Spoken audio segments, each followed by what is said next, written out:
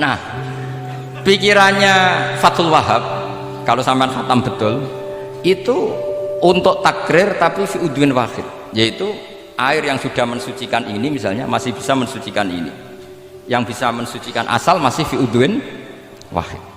Ya sudah, di situ saja takrirnya atau mubalaghahnya di situ, bukan ke anggota yang lain. Oke, itu meskipun agak, tapi Imam Malik dan semua ulama hampir mengatakan tohur itu ya tetap di kasrotil istimal, artinya ya sudah bisa takrirut tadhir. Tapi yang bilang tadhir digugat lagi, digugatnya gini, tohur itu mubalaghah dari tohir bukan dari mutohir.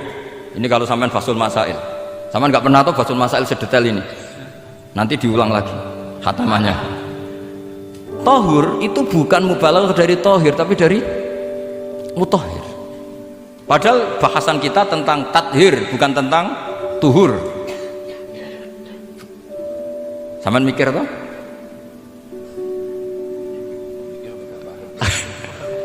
Nggak usah dijawab apa diterangkan? Apa ngaji lagi aja, nggak usah boyong dulu.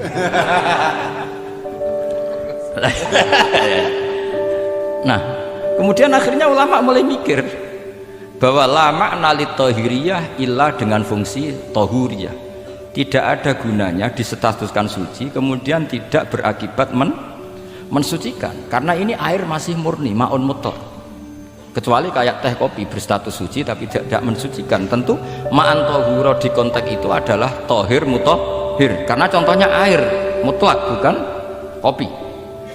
Berarti meskipun tohur itu dari mubalaghah tohir tapi maknanya mutohir, itu perdebatan. Akhirnya apa? Orang itu menjadi cerdas, terutama di era Ibnu Hajar Al-Haytami, karena beliau ahli fikir, beliau itu cerdasnya Masya Allah.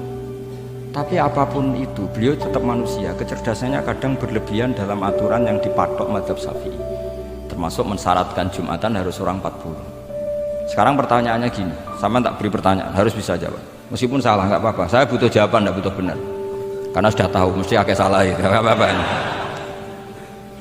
Ketika ada satu kampung yang orangnya tidak sampai 40 dan mereka ingin Jumatan, menurut kamu itu harus Jumatan, apa boleh Jumatan, apa harus duhur? Apa ya Jumatan ya duhur? Masyarakat gak mau biasanya.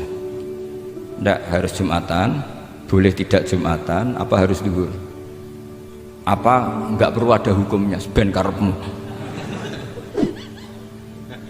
Nah, di kitab-kitab I'anatul Thalibin Said Abi Bakar Sato itu beliau ngendikan kamu harus tetap Jumatan meskipun jumlahnya belum 40. Karena apa? Madharat tarkil Jum'ah itu lebih ngeri ketimbang mensyaratkan 40 yang asal usul dalilnya itu tidak jelas. Imam Ahmad bin Hanbal kalau ditanya apakah Jumatan harus 40, itu ghadiba ghadaban sadidan, marah besar. Lam yarid fil adat nasun, nggak ada dalam adat Jumatan nas. Imam Syafi'i itu hanya asumsi, biasanya wong 40 mesti ono waline. Tapi potongan-potongan gini meskipun sebanyak ini kan enggak, sampean menjamin enggak kalau ada 200 orang ada walinya ini? Dulu itu 40 orang pasti ada walinya, sekarang buat 1000 enggak ada jaminan ada wali. Dulu itu ada 2 wali, yang satu rokok, dikritik sama yang enggak rokok. Mosok pangeran dikebuli katanya karena tapi wali rokok ini ahli tauhid, Allah laisa bimakanin katanya. Saya tidak tahu ini jadi ya kacau. Wali itu kalau sudah debat itu bener mana? Yang satu goslo, wali kok rokokan, pangeran kok dikebuli. Yang satu bilang apa? Allah laisa bimakanin. Itu saya teruskan. Jadi perdebatan di fikih itu sebetulnya semuanya itu rasional. Karena fikih dibangun di bawah qaidatul fikhi, qawaidul fikhi dan usul fikih, dan semuanya itu muktabas atau multamas atau makhud min Rasulillah Shallallahu Alaihi Wasallam. Sekarang saya beri satu analogi. Pernah ada satu kejadian Rasulullah Shallallahu Alaihi Wasallam menghentikan la yusolliyanna ahadukum illa fi Bani Quraidah. Kamu jangan sholat asar kecuali sampai Bani Quraidah. Kira-kira saya ngomong sama santri, kamu jangan sholat asar kecuali sampai Lirboyo. Sebelum sampai Lirboyo ternyata kadati samsu antaghruba, matahari hampir tenggelam. Fariqun minhum, sebagian dari sahabat milih sholat di tengah perjalanan meskipun itu belum sampai Lirboyo, alasannya musyaroah fil waktu supaya tidak kodok. Yang sebagian milih sholat di Lirboyo meskipun ba'da an taghruba syamsu, meskipun matahari sudah tenggelam. Ketika dilaporkan ke Rasulullah itu falam ya'nif, ada yang baca falam yu'annif wahidan, tak baca 2 kali karena ini nanti bisa jadi debat kusir. Sampean bacanya ya'nif apa yu'annif nggak tahu, pokoknya saya baca 2 kali. Kalau baca sampai 3 kali, yang 3 salah karena memang pilihannya hanya 2. Kalau ada pilihannya 3, tak baca sampai 3 kali. Nabi tidak menyalahkan salah satunya. Yang satu pakai konstitusi yang namanya asar itu ya qabla an taghrubas samsu. Yang satu cara berpikir, Nabi jelas mansus harus di Bani Quraidah. Sekarang pertanyaannya, kaidah umum tentang, saya ulang lagi, kaidah umum tentang asar itu qabla ghurubis syamsi dilawan nas harus di Bani Quraidah, menang mana? Nas sama kaidah umum. Kira-kira kalau kamu ngaji usul fikih, menang nas. Tapi pertanyaannya, nas itu butuh mahal. Tentu boleh seperti itu. Asumsinya Nabi adalah jangan-jangan sampai sana memang belum ghurubis syamsi. Maka makna yang mesti benar adalah aisari'u fil masyi, kamu harus tergesa-gesa jalannya sehingga potensi menangi asar di Bani Quraidah. Jadi unik. Terus itu difahami pentingnya musyaroah fil iktida. Jadi kalau anut Kanjeng Nabi harus musyaroah. Nah, musyaroah ini pula yang menjadi basis fikih. Makanya ulama dulu kalau ngarang fikih itu gampang sekali. Kalau orang tidak paham aja nggak bakat wali. Dulu fikih itu gampang sekali. Bagi yang gampang maksudnya, hamba tidak usah itu. Misalnya begini, Fathul Mu'in, Fathul Hab semuanya ngendikan wa yusannu nasyatun di sholatin. Jadi wa yusannu lan den sunatno apa nasyatun gumrega, semangat di sholatin krana ngadiri sholat. Fa inna wa ta'ala zamma tarikihi, sama sih ingat takbirnya. Zamma itu ngritik sapa apa utawa modho sapa zat tarikihi, pakai jamak muzakkar salim, tarikihi ing wong sing ninggal nasyat. Terus beliau mendalil qala ta'ala wa idza qamu ila sholati qamu kusala. Ciri khas orang munafik itu kalau sholat itu malas-malasan. Maka saya itu sering bilang ke santri saya, pokoknya nak jamaah kudu nak melayuni, entah berapa kadarnya harus ada melayuni, guling-gilingan musyaroah. Karena di semua teks kebaikan adalah fafirru ilallah, lari, ada unsur larinya, ada unsur musyaroahnya. Nah, lalu lama-lama mengatakan makna hadis ini yang mesti adalah pentingnya musyaroah. Nggak perlu berdebat tentang boleh nggak sholat qabla lusul ning Quraidah atau tidak, tapi harus, karena begini, yang mesti salah begini, ternyata kayak melakukan santai-santai, ngopi se, rokok se, jagungan sih. Nabi kira-kira bisa maklumi enggak ketika cara jalannya seperti itu kemudian matahari terbenam? Karena ini yang pasti salah, paham ya? Karena enggak sampainya sana karena salahnya sendiri, ngopi sik santai. Lah itu namanya fikih. Jadi fikih itu dari analisis yang normal. Makanya saya sering sekarang akhir-akhir ini sering kampanye kitab Sajaratul Ma'arif, dan itu saya serius dengan kampanye itu karena dikarang oleh Sultanul Ulama. Jadi kalau di wali ada Sultanul Aulia, di ulama juga ada Sultanul Ulama, yaitu Syekh Izzuddin bin Abdis. Itu kalau ngarang fikih itu gampang sekali. Saya punya kitab beliau Qawaidul Ahkam. Beliau ketika cerita kenapa harus ada sholat dihormatil waktu, beliau rangkanya enak sekali. Kalau santri sarang, Lirboyo atau Peloso atau santri mana saja, biasanya kalau pergi ke terminal, yang dulu terminal kan nggak layak, apalagi ya dulu nggak layak, pokoknya kalau pipis itu pasti kena najis lah celana. Santri kan biasanya milih sholat nanti di pondok, milih terawih lah, milih terawih kan duhur asar. Saya tidak tahu kalau Gusnya, tapi kira-kira ya agak-agak sama kira-kira gitu. Alasannya santri yo nakal, meninggalkan sholat fil waktu itu karena alimnya. Kan sholat dihormati wajib iadah, ngapain daripada wajib iadah mendingan tidak usah sholat. Jadi ilmu itu tuh bermata dua. Rata-rata yang sudah tahu wajib iadah milih sholat apa milih ndak? Ndak, potongan-potongan rai gini tuh. Ndak, kira-kira aja milih ndak kan, karena tahu wajib iadah. Tapi nanti setelah sampean alim dan bakat jadi wali dan sampean belajar kitab Qawaidul Ahkam, itu pasti milih sholat. Saya semenjak belajar kitab itu ya milih sholat, tapi tidak usah dimafhum apa dulu tidak sholat, tidak usah seperti itu. Itu mafhum yang salah itu, yang berbasis suudzon. Jadi mafhum seperti itu salah, ya masalah itu. Suudzon itu masalah itu. Kata saya Izzuddin bin Abdis Salam memberi penjelasan kenapa harus sholat dihormatil waktu. karena khotorun najasa, bahayanya najis, atau ritsun najasa, kotorannya najis, itu layafi, kalau dibaca ritsul layafi, dengan pentingnya sholat. Karena butuhnya Allah, butuhnya malaikat, kalau boleh dibahasakan butuh ya dalam ilmu fikih kan dibahasakan gampang saja. Ada orang sujud di waktu yang diwajibkan sujud, sehingga diabaikan syarat sholat itu harus toharatul badan, wa tasawufi, dan wal makan.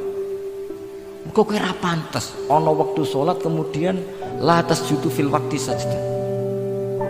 Jadi akhir gampangannya wes tetep keren, meskipun kowe sholat nganggo najis ora sempurna tetep keren. Piye-piye cara didelok malaikat kok dhuwur wis keceluk sujud, keceluk musholli. Daripada kowe misale asar gak sholat alasan celana kok najis, maghrib ora sholat. Terus jare malaikat berkhataman Wahab kok kelakuane ngono kan gitu ya. Karena malaikat itu dulu kok dhuwur, bablas asar, bablas maghrib, bablas isya, meskipun sampean punya alasan nanti menisan di rumah atau di pondok, tapi ini kan melewati waktu yang harusnya ada sujud. Sehingga dalam syarat jamak takhir misalnya apa? Kamu harus niat akan jamak takhir di waktu sholatil ula, biar ada bedanya tarku karena sembrono dengan tarku yang karena ingin mentakhir. Paham ya? Itu jadi sama-sama fikih, kualitas yang dikarang Sultanul Ulama dengan sing RT itu ya beda. Dan sampean harus baca kitab yang dikarang rajanya ulama supaya kamu tambah pinter. Nanti kalau gak pinter-pinter nanti sowan saya. Tetap gak pinter karena itu jatah. Jadi, makanya ada usah sowan ya, nanti gak ngefek juga gitu. Itu Saizuddin bin Abdis. Terus kemudian beliau mengebabkan itu detail sekali, yaitu di Sajaratul Ma'arif dibabkan di bab faslon la yutrakul haqqu li ajlil batil. Itu beliau bikin satu strategi fikih itu yang luar biasa. Misalnya begini, jihad atau perjuangan membela Islam itu harus kamu menyertakan orang-orang fajir, orang-orang fasik. Kenapa? Likuwatil Islam. Karena kesalahan orang fajir itu tidak seimbang dengan pentingnya syaukatul Islam atau syaukatul muslim. Terus saya itu dulu ya iskal itu ya agak protes, tapi ini ulama wali, sampai saya sholat berkali-kali, ya Allah saya beri kefahaman tak ini, kalau terpaksa beda nanti saya mohon ketemu beliau, saya mau protes. Sama nggak usah tahu caranya ketemu wali-wali yang sudah meninggal, nanti kalau sudah jadi wali tahu sendiri, jadi nggak usah tanya. Akhirnya saya sholat dan akhirnya faham tanpa ketemu, karena saya bayangkan ketemu ya lebih sulit, mendingan minta faham timbang minta. Logikanya begini, misalnya nyun sewu kita di Daril Harbi, bayangkan kita di Daril Harbi atau zaman Indonesia dijajah Belanda. Saya ulang lagi ya, dalam konteks jangan sekarang, contohnya sekarang nggak perlu perang, zaman dijajah Belanda. Kita misalnya milih pasukan Hizbullah dan Sabilillah selektif, yang sholatnya benar, yang puasanya benar, yang toharohnya benar. Kira-kira dapat pasukan berapa coba?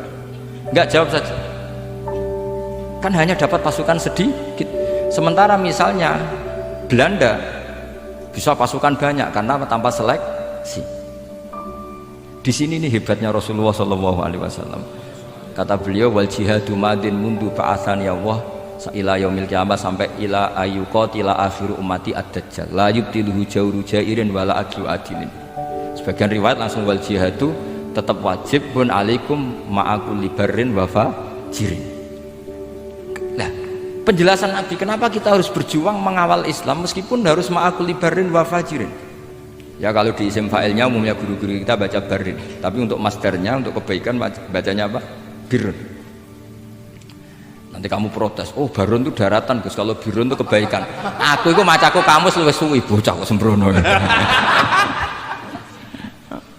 Saya ini karena neliti kiro asap, jadi insya Allah kalau masalah lughat itu saya sudah bukan sawit lagi fatullah, sudah di atasnya itu. Sampai tidak usah tersinggung, biasa aja maksudnya.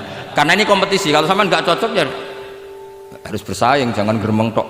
Gus Pak sombong enggak, ada usah bilang gitu, saingi saja.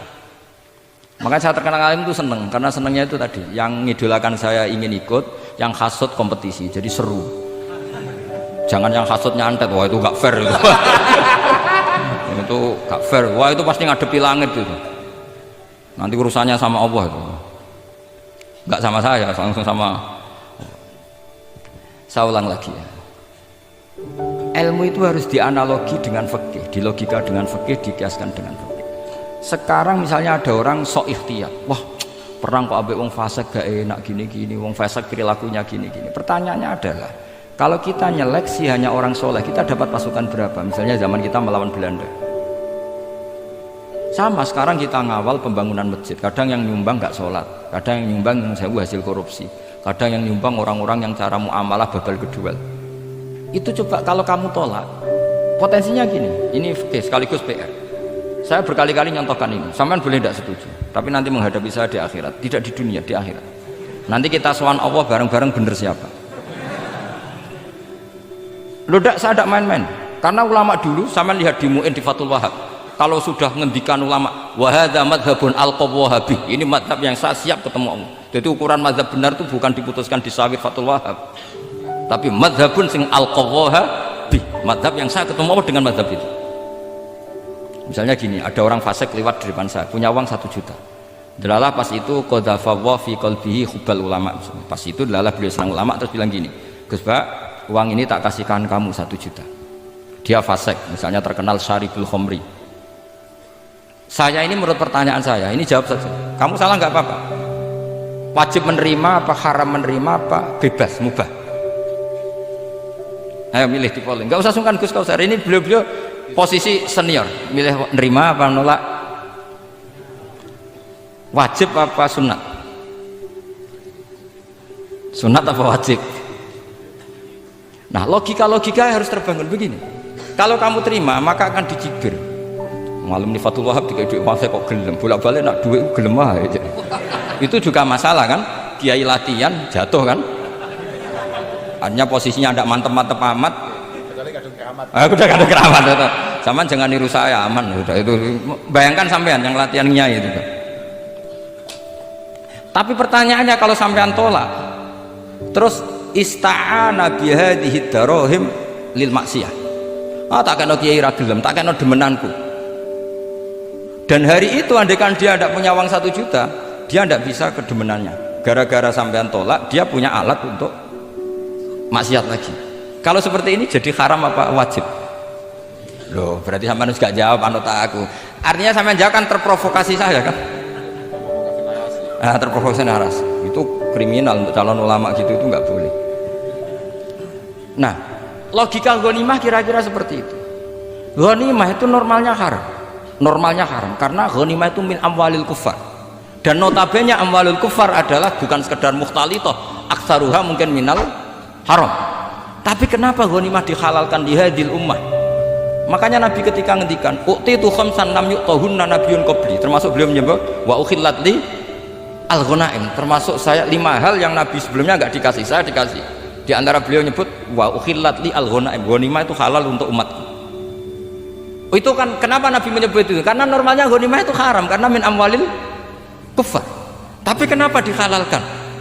Saya pernah ditanya seorang dosen, kenapa itu halal? Saya itu kok nggak nyaman, karena ini jenis orang ikhtiyat.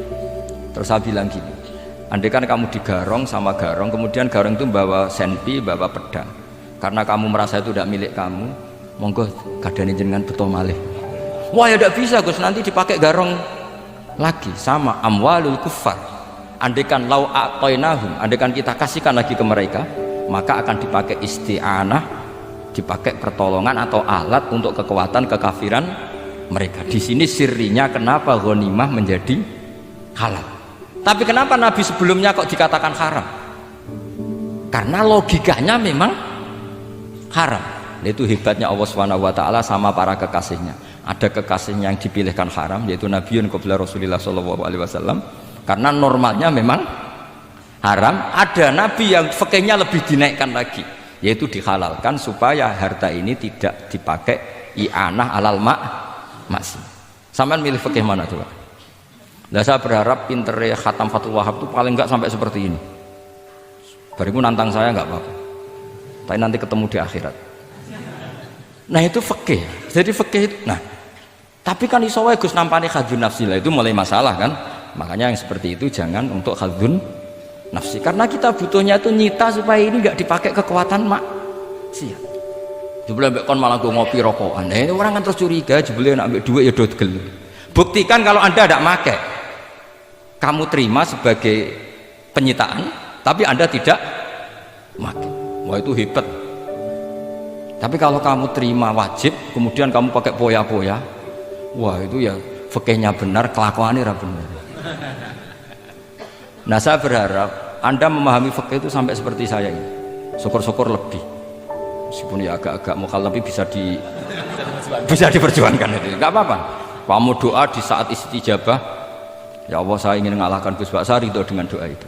Tapi tak jamin nggak mustajab karena sudah berbasis ghil, kebencian itu. Doa yang berbasis hasud pasti tidak mustajab ya, sulit. Jadi makanya saya rela kalau ada kompetitor karena tadi pasti. Jadi fikih itu gampang.